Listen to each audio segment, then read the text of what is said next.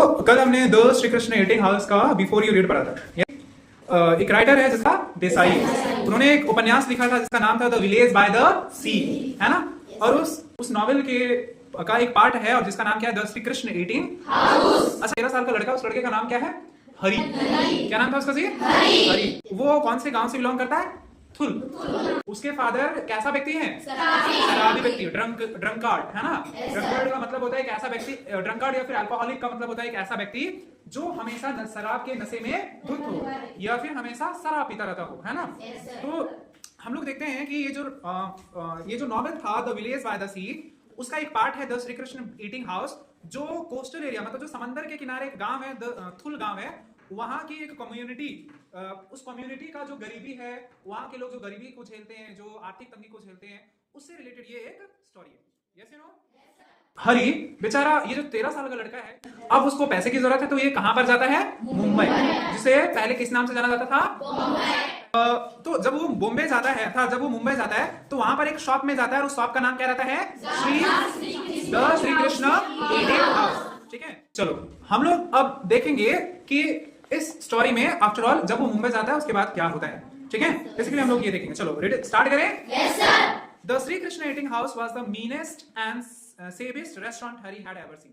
ठीक है, ये जो the Shri Krishna eating house है, ये सबसे एकदम मतलब तुच्छ कैटेगरी का, सबसे एकदम घटिया क्वालिटी का रेस्टोरेंट था अभी तक हरि ने जो देखा था। मतलब अभी तक हरि ने जितने सारे रेस्टोरेंट देखे थे, उसमें सबसे मीन क्वालिटी का, सबसे चीप क्वालिटी का रेस्टोरेंट जो था, उसका नाम क्या था, the Shri Krishna eating house. मतलब वो रेस्टोरेंट अच्छा खासा रेस्टोरेंट नहीं था। ठीक है, इवन इन थुल there were cafes that were pleasanter. ठीक है, यहां तक कि उसका जो गांव था थुल, उस गांव में कुछ कैफे थे जो ये the Shri Krishna eating house से भी ज्यादा अच्छे थे, ज्यादा अच्छे दिखते थे।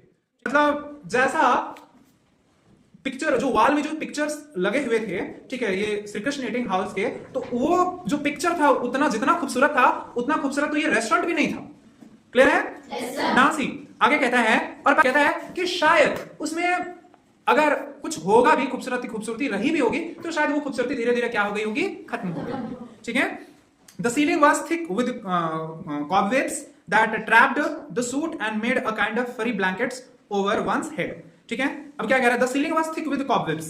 ठीक है, ये जो सीलिंग था, सीलिंग समझते हो बेसिकली, ये जो पोर्शन है इसको क्या बोला था, इसको सीलिंग बोला था। तो ये किससे भरा पड़ा था, या ये कॉबवेब से, लकड़ी के जो जाल होते हैं, है ना, उसको कॉबवेब्स बोला जाता है। ठीक है, वो उससे भरा पड़ा हुआ था। That trapped the suit and made a kind of फरी ब्लैंकेट ओवर वंस हेड। और ऐसा लगता था कि वो जो जाल है वो एक तरह से किसका काम कर रहा है, एक ब्लैंकेट का काम कर रहा है। किसका काम कर रहा है, ब्लैंकेट का। मतलब कभी कभी देखते हो ना कि किसी के घर में जाओ या फिर कहीं पर देखो, अगर पुराना सा घर है तो पुराने घर में क्या दिखता है कि मकड़ी जो है वो जाल लगा दी, ऐसा लग रहा है कि वो एक तरह से त्रिपाल है या एक तरह से वो ब्लैंकेट है जो एक कोने से दूसरे कोने पे क्या कर रहा है, लटका हुआ है और झूल रहा है। ठीक है, the floor and the wooden tables were all black to.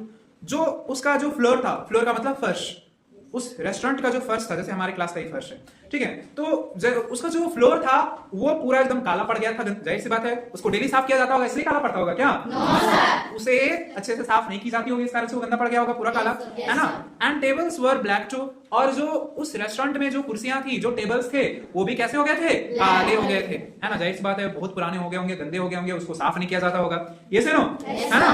Next, since they all got an even share of shoot from the open stoves cooked all day in huge aluminum pan and chapatis were rolled by hand and baked। ठीक है, अब ऐसा क्यों था, क्योंकि वहां पर एक ओपन स्टोव था, एक खुली, जैसे बोलते हैं ना, खुला चूल्हा। ठीक है, तो जाहिर सी बात है कि अगर उस चूल्हे पर कोयले से खाना बनाया जाता हो या फिर जो भी चीजें बनाई जाती है वो कोयले पर बनाई जाती होगी, कोयला यूज करके, तो वहां पूरा एकदम ब्लैक स्मोक निकलता होगा, एकदम ब्लैक काला काला धुआं निकलता होगा। Yes you know. अब इससे क्या होता है, जब पूरा देखोगे कि अगर एक होटल में, अगर आप किसी भी होटल में चल जाओ जहां पर कोयले पर खाना बनता है, तो देखोगे कि उसकी आसपास का जो वॉल है, उसका जो फर्श है, उसकी जो चेयर्स हैं, कुर्सियां वगैरह, सब धीरे धीरे कैसी पड़ जाती है, काली पड़ जाती है ना। तो ये जो बेसिकली ये जो इस रेस्टोरेंट का जो फ्लोर था या चेयर्स थे, ये सारे काले पड़ गए थे। इसके एक संभवतः कारण क्या हो सकता है, क्योंकि जो रेस्टोरेंट का जो किचन था वो ओपन किचन था और जो चूल्हा था वो ओपन था, और संभवतः उस पर कोयले से खाना बनाई जाती होगी।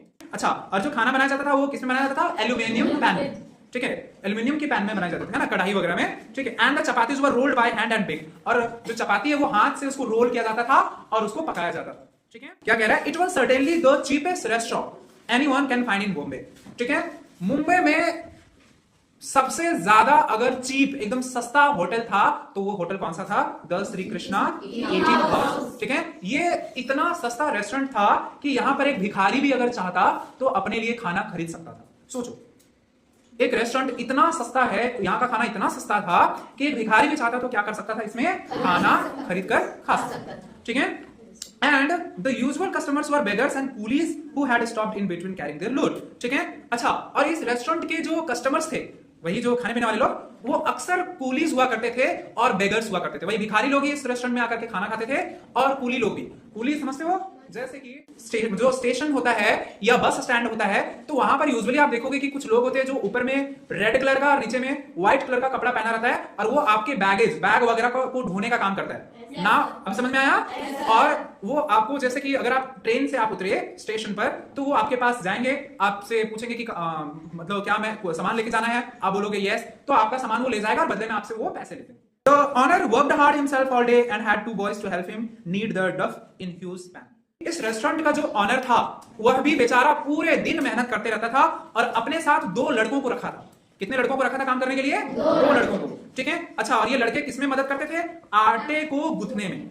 डफ का मतलब होता है जब हम कोई भी किसी भी तरह का आटा वगैरह होता है, जब हम उसको पानी में डाल करके उसको गूंथते हैं, ठीक है, तो उसको डफ बोला जाता है। क्या बोला जाता है उसको? डफ। और ये लोग किसमें आटे को गूंथते थे? बड़ा सा पैन में, बड़े से कढ़ाई में। इसमें देखो पिक्चर में, देखो यहाँ पर है, यहाँ पर देखो डफ दिख रहा है, कढ़ाई, सॉरी ये पैन दिख रहा है, कढ़ाई, और इसमें आटा गूंथ रहा है। ठीक है, roll out the chapatis and bake them over open fires which they kept lit day and night। ठीक है, अच्छा, ये जो लड़के थे और क्या करते थे? चपाती वो हाथ से बनाते थे। वो क्या करते थे? हाथ से बनाते थे। And bake them over the open fire, और खुली आग में, मतलब जो चूल्हा होता है, आप देखे होंगे कि जो चूल्हा होता है, कोयले का चूल्हा होता है या तो किसी भी चीज का चूल्हा होता है, उस पे सीधा आग पर ये एक रहता है, मतलब झंझरा टाइप का जो होता है, हम लोग देहाती में बोलते हैं, उस पर रोटी रख दिया और आग पर रख दिया और फिर ऐसे बार बार पलट पलट करके रोटी को पकाने का काम करता है। आप अक्सर ये रेस्टोरेंट वगैरह में देखने को आपको मिलेगा। ठीक है, तो ये बच्चे क्या करते थे? आटा गूंथने का काम करते थे, चपाती को ऐसे ऐसे करके रोल करने का काम करते थे, और क्या करते थे? वो रोटी को, बेसिकली चपाती को उस चूल्हे पर पकाने का काम करते थे। ठीक है, और वो जो चूल्हा था वो पूरे दिन जलता रहता था, दिन रात जलते रहता था वो चूल्हा, वो कभी भी वो चूल्हा बंद नहीं होता था, है ना। क्या लिख रहे हैं? And bake them over the open fire which they kept lit day and night. ठीक है, उस चूल्हे को ये लोग क्या करते थे? दिन रात चालू रखते थे, कभी भी उसको बुझाने का काम नहीं करते थे। ठीक है, लिट का मतलब हमेशा ज्वलित रखना, हमेशा जलते रखना। ठीक है, अब क्या होता है, बेचारा हरी अगली सुबह, ठीक है, उसके हाथ में चाय की एक प्याली दी जाती है और उसके साथ साथ रोल्ड चपाती दी जाती है। कैसी चपाती दी जाती है? रोल्ड चपाती उसके हाथ में थमाया जाता है। वो उस चीज की मांग भी वो नहीं किया रहता, वो ये नहीं कहता कि मुझे चपाती दो, मुझे चाय दो पीने के लिए। ठीक है, लेकिन बिना कहे, बिना कुछ मांगे, उस अगली सुबह उसको वो चीजें मिलती है। ठीक है, तब वो कहता है I have no money to pay for all this food you are giving me. तब हरी कहता है उस होटल के मालिक को, कहता है, ऑनर को कहता है कि सर मेरे पास 1 भी रुपया नहीं है आपको देने के लिए। ठीक है, ये जो खाना आप मुझे दे रहे हो उसके बदले में पैसे देने के लिए मेरे पास पैसे नहीं है। ठीक है, will you let me work in your kitchen instead. ठीक है, और वो कहता है कि मैं पैसे तो नहीं दे सकता, लेकिन क्या मैं आपके किचन में काम कर सकता हूं? बेसिकली वो क्या मांग रहा है? क्या मांग रहा है? जाहिर सी बात है, वो किस लिए आया था मुंबई? काम के लिए, है ना। तो कहता मेरे पास पैसे तो नहीं है, लेकिन अगर आप चाहो तो क्या मैं आपके किचन में काम कर सकता हूं? बेसिकली मैं आपके रेस्टोरेंट में काम कर सकता हूं। ठीक है, the man considered only a moment frowning as he thought, he said yes. ठीक है, तो जो रेस्टोरेंट का जो ऑनर था उसकी बात पर वो थोड़े समय के लिए, एक पल के लिए सोचता है और वो तुरंत फिर जवाब हाँ में दे देता है। मतलब ऑनर ने कहा कि हाँ तुम चाहो तो मेरे रेस्टोरेंट में काम कर सकते हो। जो ऑनर है उसने कहा कि चलो ठीक है, सबसे पहले तुम बर्तन साफ करो। सबसे पहले तुम क्या करो? बर्तन साफ करो। Start by washing these pots. ये जो बर्तन है सबसे पहले उसको साफ करो। Then you can knead the dough. उसके बाद तुम क्या कर सकते हो? आटे को गूंथ सकते हो, है ना। And help roll out the chapatis. उसके बाद तुम बाकी लड़कों को किसमें मदद करना? चपाती को रोल करने में, बेसिकली, है ना, गोल गोल करने में। ठीक है, if you like you can stay here. और अगर तुम्हें यहां रहना पसंद है तो तुम यहां रह सकते हो। And work for your meals and earn 1 rupee a day. ठीक है, और जब तुम यहां पे रहोगे खाना भी मिलेगा और उसके साथ साथ क्या मिलेगा? 1 रुपया भी मिलेगा हर दिन। ठीक है, लाइक द अदर बॉयज, जैसा कि बाकी बच्चों को 1 रुपया उन लोगों को मिलता था हर दिन का, और उसके साथ खाना भी मिलता। क्लियर हो गया? So Hari went to work in the small kitchen, ठीक है, at the back of the eating house, है ना। अब हरी क्या करता है? इस रेस्टोरेंट के पीछे, ठीक है, रेस्टोरेंट का पीछे वाले हिस्से में जाता है किचन में काम करने के लिए। कहां चला जाता है ये? किचन में काम। He saw there was nothing to score the pots with except some blackened coconut husk and the ash from the fires। ठीक है। उसने देखा जब वो किचन में गया, पीछे किचन में गया, तो उसने देखा कि भाई बर्तन को साफ करने के लिए कोई भी चीज वहां पर मौजूद नहीं है, सिर्फ दो चीजें थी। और वो दो चीजें क्या थी? जब नारियल जो होता है, तो जो सूखा नारियल का जो बन जाता है, देखते हो कैसे बन जाता है, वो रगड़ने के काम आ जाता है, वो स्पॉन्ज के रूप में काम करते हैं उसको। सूखा नारियल जो होता है, उसका जो ऊपर वाला जो होता है, देखते हो कैसा रहता है ना, वो बाल की तरह होता है। नारियल का रस्सी भी बनाया जाता है, पता है नहीं?